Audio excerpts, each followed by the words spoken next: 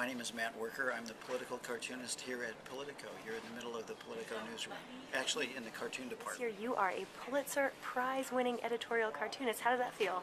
It feels great. It's like a dream come true. I don't really believe it. I keep thinking I'm getting punked or something.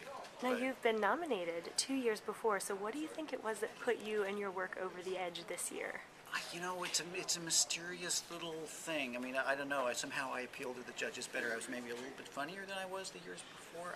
I couldn't think. It's humor, it's satire, it's political opinion, and then and I think it's actually a little bit of old-fashioned drawing. I think that some of it is, if you can make it really cool, interesting, intriguing, funny drawing, people. Last year, what non-administrative cartoon, it did nothing to do with the administration, would you say? I have one that's just right for you. Hang on.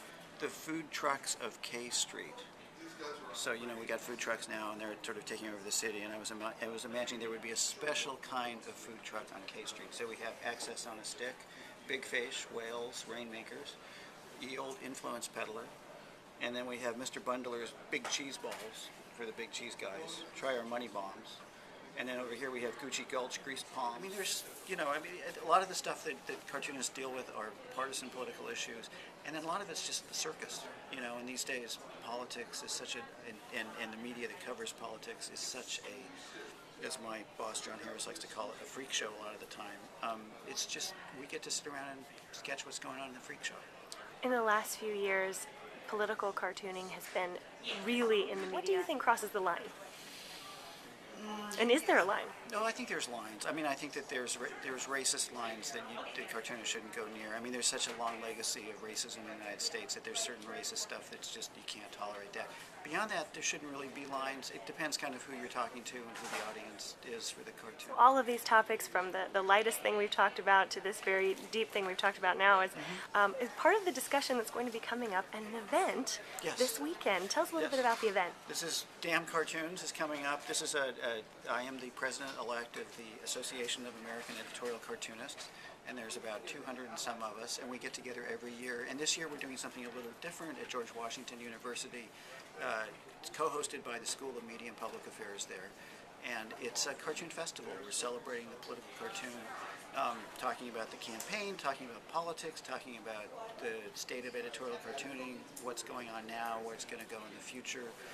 We have a number of international cartoonists that are joining us as well, and it should be fun. And you can go online to, it turns out, this is the way we spell, this is hearkening back to the famous story about Thomas Nast, and Boss Tweed at Tammany Hall raged about them damn cartoons.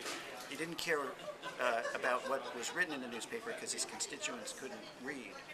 But he really hated the cartoons because they all looked at the damn cartoons. So in homage to Thomas Nast, we've used the cartoon spelling of damn. But if you go online to damncartoons.org, there's a program. You can get tickets. Tickets are $10 a pop for Friday the 14th and Saturday the 15th at GW. Friday night, we have a cartoon death match. There may not be blood, but there will be ink.